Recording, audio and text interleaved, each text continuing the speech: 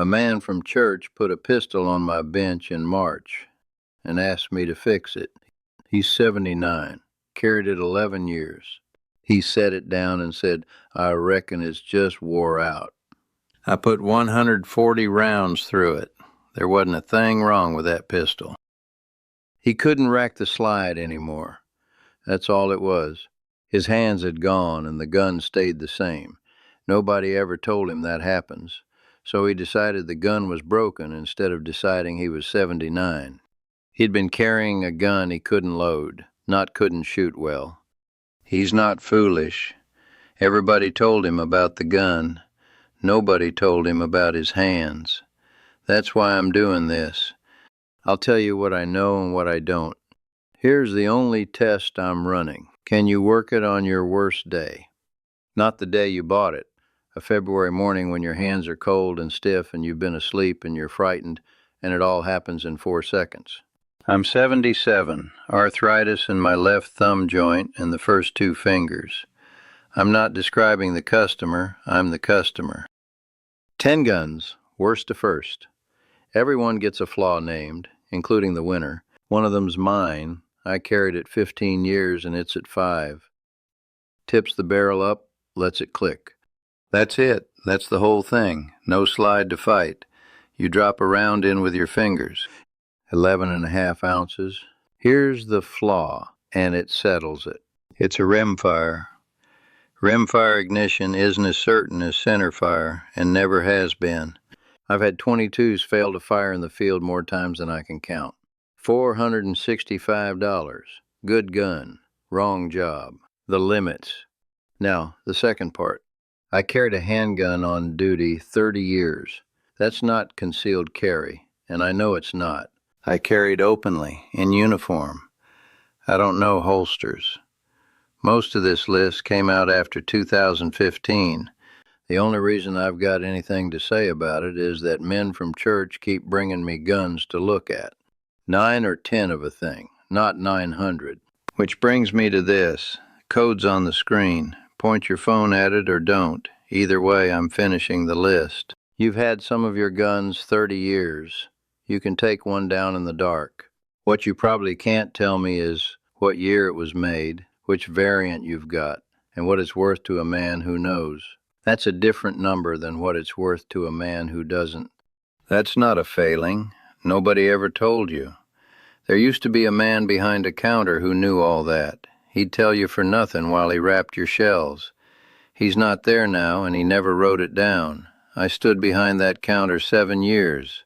So I did. It's called The Gun You Think You Know. That fellow at the start thought he knew his pistol. Code's on the screen. Links in the description.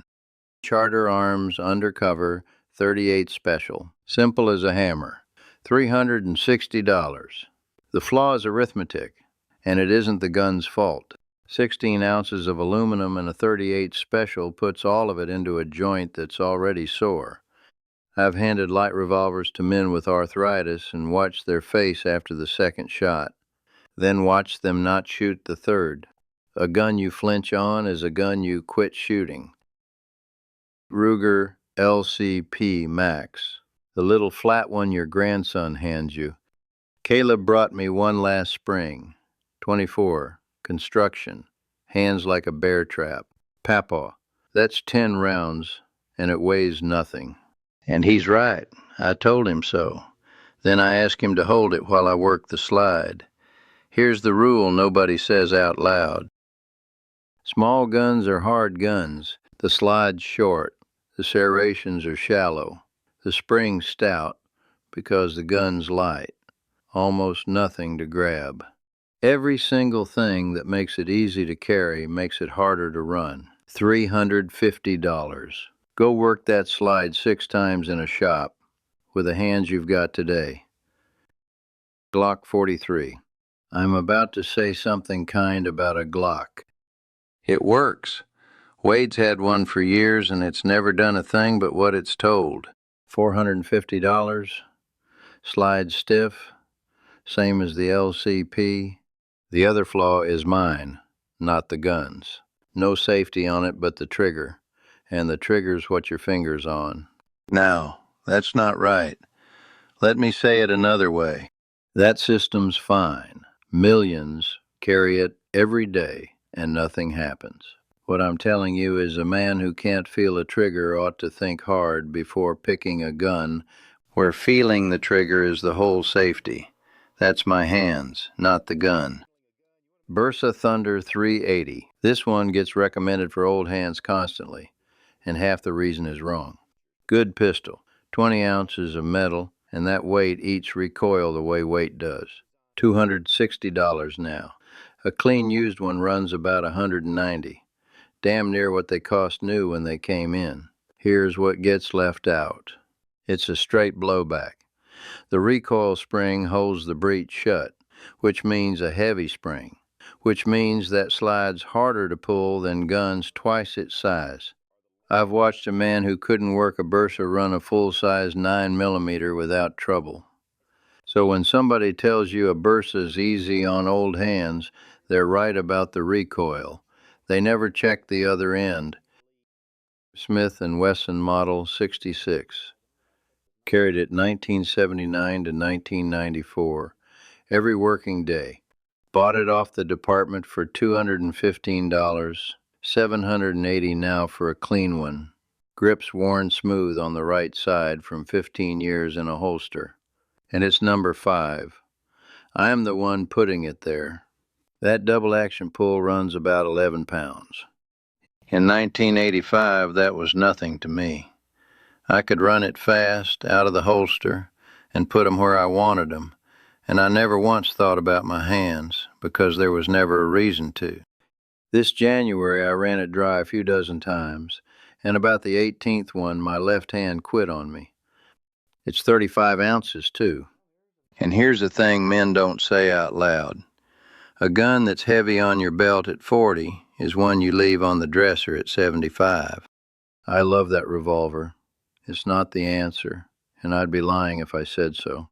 Smith & Wesson J-frame, the one your daddy had in the truck. I wrote the tag on a Model 36 in 1976 for $101.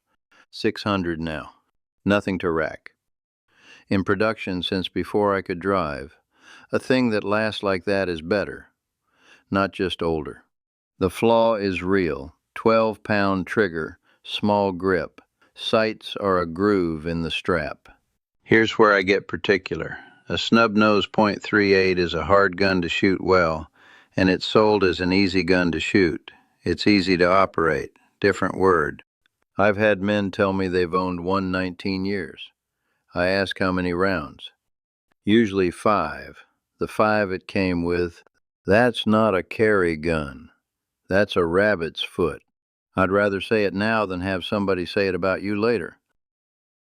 Ruger LCR 38 Special. Caleb brought one by and I picked it up expecting not to think much of it. Plastic in the frame of a revolver. I've got opinions about that. I was wrong. Ruger put a friction-reducing cam in the lockwork in 2009, and the pull's lighter and smoother than the old guns at the same weight. I ran it against my Model 66. You feel the difference in about 4 pulls. That's not marketing. That's my hand. 13.5 ounces.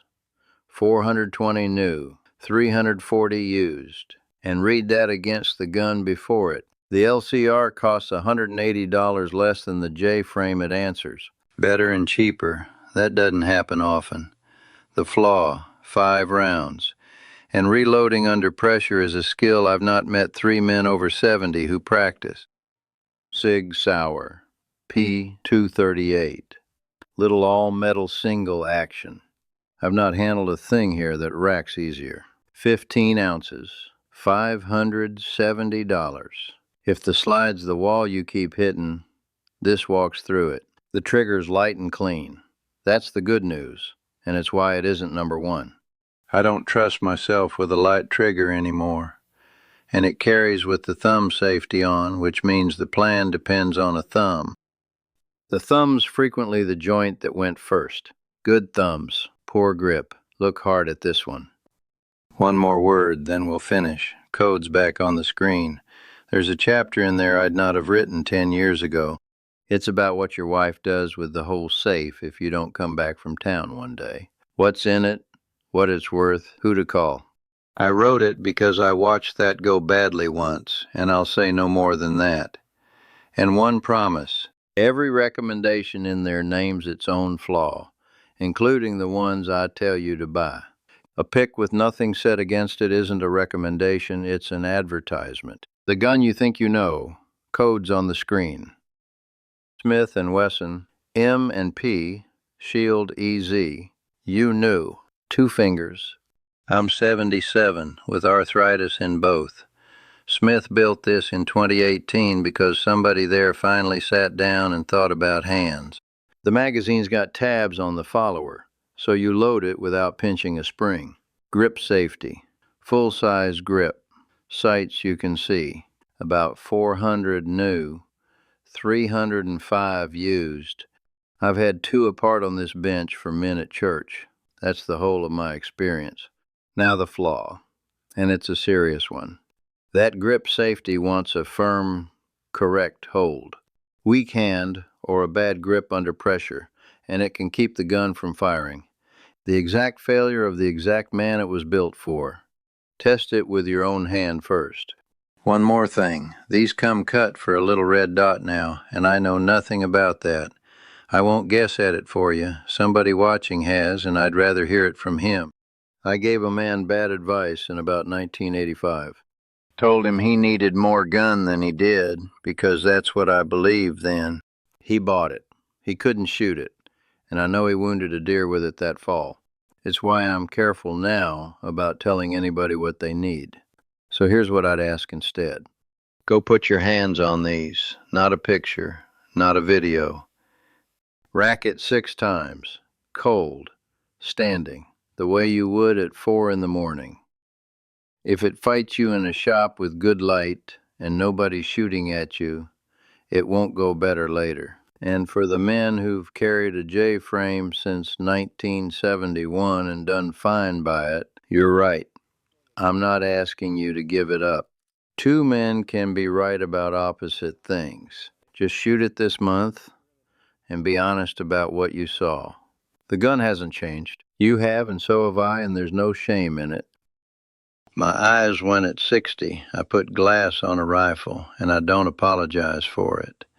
It's not weakness to pick a gun that fits the hand you've got. It's arithmetic.